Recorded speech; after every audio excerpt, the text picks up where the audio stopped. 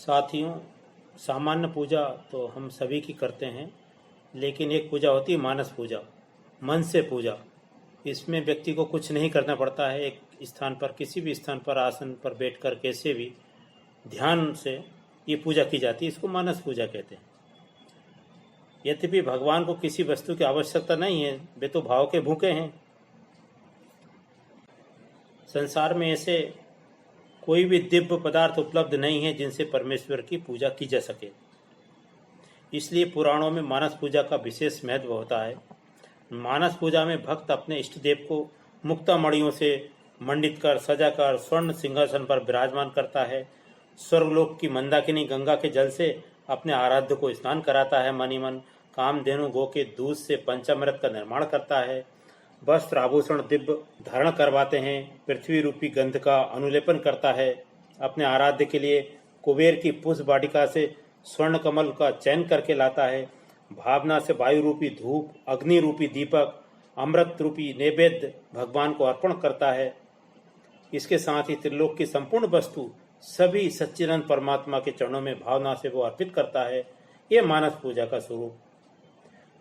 इसमें पृथ्वी रूपी गंध को अर्पित करता है, आकाश रूप पुष्प को अर्पित करता है, वायु देव के रूप में धूप को प्रदान करता है, अग्निदेव के रूप में दीपक को प्रदान करता है, अमृत के समान नैवेद्य निवेदन करता है।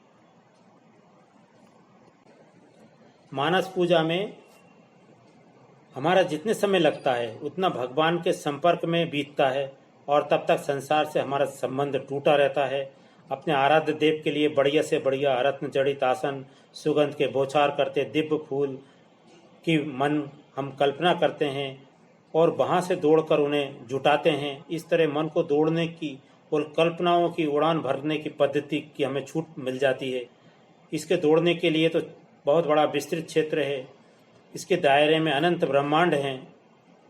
इसकी पहुंच के परे गोलोक, साकेत लोक, सदाशिव लोग भी आ जाते हैं। अपने आराध्य देव को हम आसन देते हैं, वस्त्र आभूषण पहनाते हैं, चंदन लगाते हैं, मालाएं पहनाते हैं, धूप दीप दिखाते हैं और नैवेद्य अर्पित करते हैं।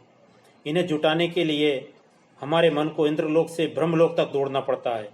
भले हम पहुँचे या ना पहुँचे, किंतु आप प्राकृतिक लोगों के चक्कर से हम छूट जाते हैं ताकि उत्तम साधन जुट जाएं और भगवान की अद्भुत सेवा हो जाए।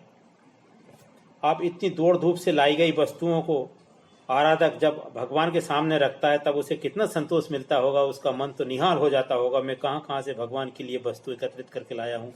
अपना मन एकाग्र चित्त से भगवान की पूजा में लग जाता है। इस तरह पूजा सामग्रियों को जुटाने में और भगवान के लिए उनका उपयोग करने में हमारा जितना समय लगता है उतना समय वह अंतर जगत में बिताता है मन। इस तरह मानस पूजा साधक को सामग्रियों की और समाधि की ओर अग्रसित करती है और उसके रसास्वादन का आभास भी कराती है। जैसे कोई प्रेमी साधक अपने इष्ट देव को मन ही मन सेवा कर रहा है, चाह रहा है कि अपने पूज्य प्रीतम को जूही चमेली, चंपा, गुलाब और बेला की चमचमाती हुई बढ़िया से बढ़िया माला पहनाए। बाहरी पूजा में इसके लिए बहुत भाग दौड़ करनी पड़ती है, हमें आर्थिक परेशानी भी होती है। तब तक भगवान से ये संबंध टूट भी जाता है क्योंकि हम बाहरी पूजा में इधर उधर से सामग्री जुटाते रहते हैं। पर मानस पूजा में ये सभी अड़चनें नहीं आती और हमारा संपर्क भगवान से निरंतर गाढ़ा होता चला जाता है। मन की कोमल भावनाओं से उत्पन्न वनमालाएं तुरंत तैयार हो जाती है और पहनाते समय अपने प्रीतम को सुरभि सांसों से जब इसकी सुगंध टकराती है तब नस नस में मादकता व्याप्त हो जाती है और साधक को परम आनंद प्रदान होता है। उस समय ना तो आराध्य रहता है ना साधक, एक रूप हो जाते हैं। इस तरह दूसरी पूजा से मानस पूजा अति शीघ्र हो जाती है और ज़्यादा फलदायी होती है। भगवान ने भी कहा है, भाव का भूखा हूँ मैं, भाव ही बस सारे है, भाव से मुझको भजे तो भव से बेड़ा पार है। भाव बिन सूनी पुकारे मैं कभी सुनता नहीं, भाव से एक फूल भी दे तो मुझे स्वीकार है। इस प्रकार मानस पूजा एक प्रकार से भाव की ही पूजा है। हम देखते हैं कथा भागवत में संतजन कथा भागवत कहते हैं और भक्तगण भाव विभोर होकर उस कथा को सुनते रहते हैं। जब भक्त भाव विभोर हो जाता है तब उस भाव को भगवान ग्रहण कर लेते हैं और उसकी भावनाओं के अनुरूप उसको फल प्रदान करते हैं।